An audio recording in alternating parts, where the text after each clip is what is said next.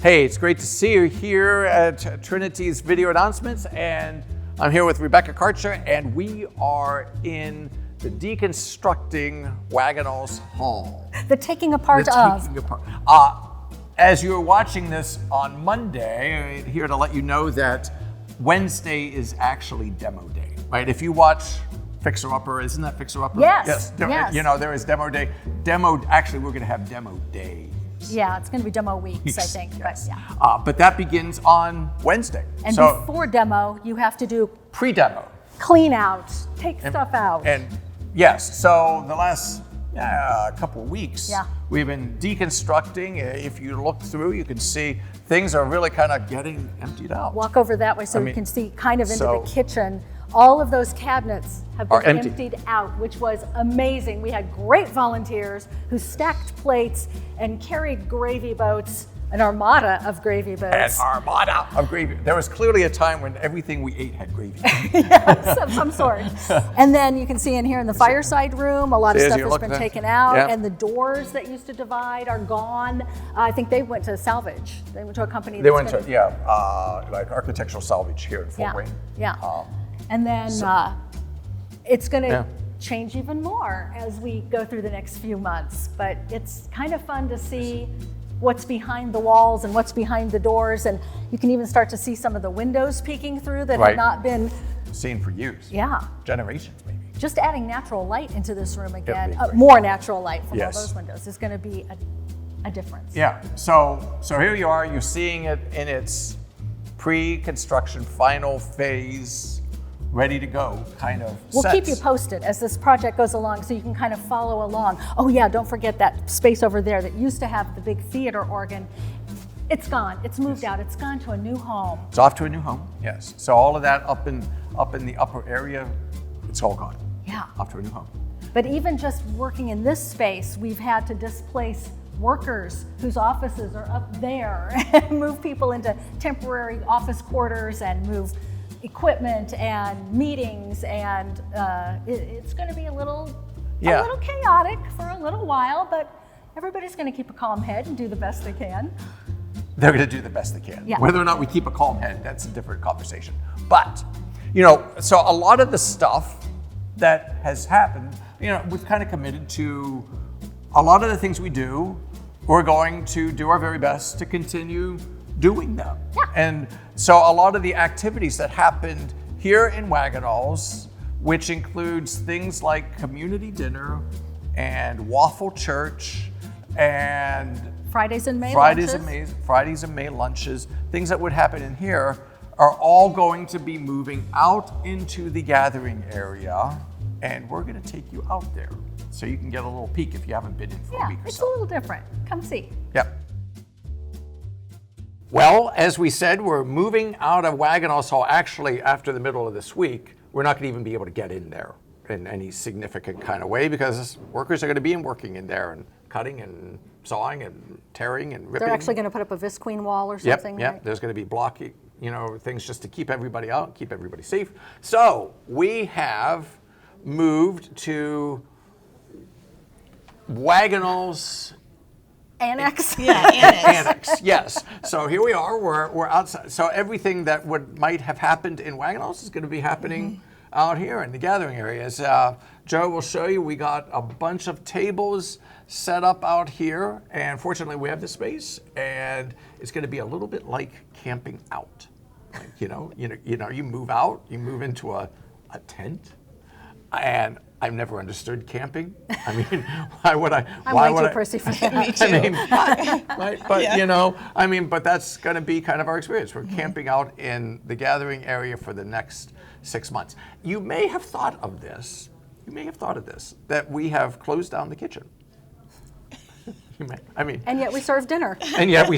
Hot. Hot Yes. dinners. Yes, we serve dinner. So the only way we're going to be doing that, because we made a commitment to our friends and neighbors here in the city that we were going to continue to provide opportunities for dinner, especially on Thursday. So again, obviously Wagonals moved out here into this space, but we needed to find food. And one of our volunteers presented herself in our greatest moment of need, because we were The sitting angel sang. "Ooh." Yes, Rebecca and I were sitting upstairs like, how on earth are we going to pull this off? And Rebecca was really more worried because I was saying, yeah, you'll figure it out. And in walks Maureen Shippey. Volunteer extraordinaire. Hey, I could help. Yes, so Maureen presented herself as like, I'd like to help, and I know how to do this. So you... Well, I remember you telling the whole volunteers that Thursday night that this was happening, and I must have made a face, and you looked at me funny, and I said, well, I just would like to help. And this was what I had done before in my prior job at Junior Achievement and at Lincoln. So I just knew I had people that I could call and email and things like that, and it worked. Yeah. Now you may remember, we are going to be closed down, we're estimating, 28 weeks. 28 weeks, that's 28 Thursdays. Yep. That's 28 dinners. And, if it was 2 or 3, that would have been one thing. But there were 28. And Maureen said, without batting an eye, leave it to me. Yeah. I gotcha. And Well, and I think because of the contacts and the connections I had with my former job, and I've always said Fort Wayne's a little city. It's just so many people that know each other and like to, get involved with these kind of initiatives. So I immediately started looking at people that I knew did things like this, and I started with caterers. Yeah. And Rebecca you were reaching out simultaneously, but I started with some of the things like Pizza Hut and Cerruti's and Obi-Chai, which is Proximo. You reach out to KFC, but the cool thing that happened was when I reached out to Cerruti's first, not only did they say they would do it, Joe Cerruti says, I'll take 6 of the Thursdays. And so it was like, oh, Once a month. okay, that's Wow. even cooler. Because we thought it would be easier if we had, some anchor. yeah, and some fewer people that, would get the groove on what they were to do. And so then that led to calling then gag lines. So you just use a little bit of pressure and say, Friendly. well, but Cerruti's is doing this. And they did. They immediately hopped on board, as did Mad Anthony's, Shakes and Pit. And those took 21. of Yeah, or something like that. yeah, something like that. 18, I think. And then we filled in with other. Yeah, we have- Yeah. KFC and our friends, we have a good partnership over here with Parkview Field. We do different things with them throughout the year. They said, we'll do 2. So a couple different baseball park food dinners, with hot dogs and hamburgers and peanuts and all kinds of stuff. I mean, it's going to be so cool. They get such a variety of different things Yeah. that they don't normally get. And the other thing is, we even got to the point where we were having to shift around because then we had people come to us later. And I think once you told them the story, what this was all about, so it's kind of helping them understand what it is that you do, how do you feed them, how many come, and once you told the story, then it was easy. And it's been wonderful. A lot of the places really have had no tie to Trinity Yeah. Before this. Some Right. have, but a lot of them haven't.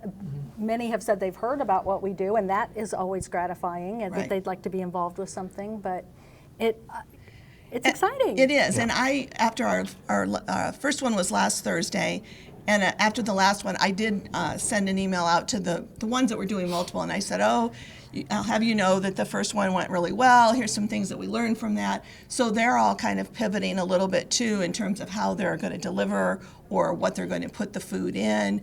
Are they going to provide utensils? I mean, those are, the camping things that you learn Yeah. after you've gone once and you realize you need something different. Well, and our, Yes. our volunteers that usually do the cooking have been the volunteers that have been figuring out how will we serve this, because we do serve the people who are sitting at tables. Now I know like KFC is going to send us little boxes, and that'll be easy to hand out, but Last week was many weeks, Yeah. the first week with Proximo, we had French toast. French toast and scrambled eggs and Bacon. potatoes and bacon, and so we had to get from them, now how do you consider a serving, because we wanted to make sure we were putting the plates together in the way that would feed the number we expected and not Yeah. overserve or underserve. So Yeah. Maureen's Yeah. working with the other vendors on that, and Yeah, that was one question I hadn't even thought about asking. Right. Like, well, how do you come up with a portion? Yeah. But anyway, just little details. But and we also learned from the last one in terms of having other supplies out here available to us because we don't have a kitchen. So Yeah. we've had to learn to kind of have supplies in the back that we can use for that evening. to keep things warm, or Or to go. So And we've had, it's not just places doing entire meals. Some have said, I can provide you a sandwich for everybody. And then Maureen had a connection at a chip company. So we've got That was crazy. 648 bags of chips. Who is that chip company? Saratoga chips. I never even heard of them before. No, Do you they're- know who Saratoga Chips is? Good for you. Tell me about it. Yeah. No, they've always been good. I think they're just a good community partner, and I knew them because of junior achievement and feeding kids and having chips and things like that. So no, it is funny. You learn people in the community that do stuff like that. That's Pizza crazy. Hut, Papa John's, and Yep. others and so forth. So. Jeff Goshert, one of our volunteers, has a connection with Girl Scouts. And so we now have 9,000 individual Girl Scout cookies. Yeah, Yes. 9,000, 24 cases. Because they not only have the dinner, but they leave with a little takeaway snack or something, a piece of fruit, some cookies or something. So those come in handy. I think you just got something from Allison Bakery. Yes, Bakery. yes, animal crackers. Animal crackers. Yeah. I mean, thanks to connect us to all these people, but it's really amazing to see how many people, how many businesses Yeah. share our commitment to at-risk people Yeah. in our city and are excited and eager to help. Yeah, not to be too Pollyanna-ish, but it is really gratifying to Yeah. see all these businesses that are like, how can we help? What can and I don't think we've had to say, can you do more than that? I mean, people have been like, we can do this and this and this, and it's Well, Yeah. the young lady who showed up from Proximo. Yes. I mean, there was a palpable sense of pride that they were doing this, that they Yes. were providing this for the community. And, we hope that all of you who are part of Trinity have a sort of pride that, they would want to help your church, our church, to be able to continue doing this work. And, I mean, it's really amazing. Yeah. It's exciting. Yeah. Stay tuned as the summer unfolds. We'll see what else shows up. Now, in the camping metaphor, I did say on this past Thursday that, camping out, you're really excited when you start. Everybody starts to smell about halfway through, and then you're really glad to go home when you get to the end. Yeah. And I think it's going to be a little bit like that. And we'll Whether be or not back we in a smell. refurbished, lovely Wagonalls. But I think for the time being, this is It's an working. adventure. Yeah. Well, and I think it would be fun to even invite those people that helped us along the way to come see the transformation and so forth. And even I think you and I have talked to just keeping them informed throughout the summer what's going on Yeah. and how it's going and so forth. So to continue to thank them for it because we may need more than just the 6 months. Hopefully not. No, Hopefully we're on time. Jeremiah promised us. Yeah. But Yeah. Well, Maureen, we're really, thank you so much. thank you so much for just presenting yourself. Yeah. Stepping forward. Yeah. Yeah. May you be an encouragement to others.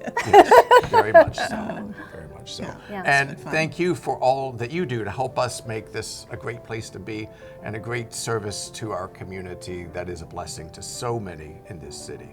We hope you have a great week, and we'll see you soon.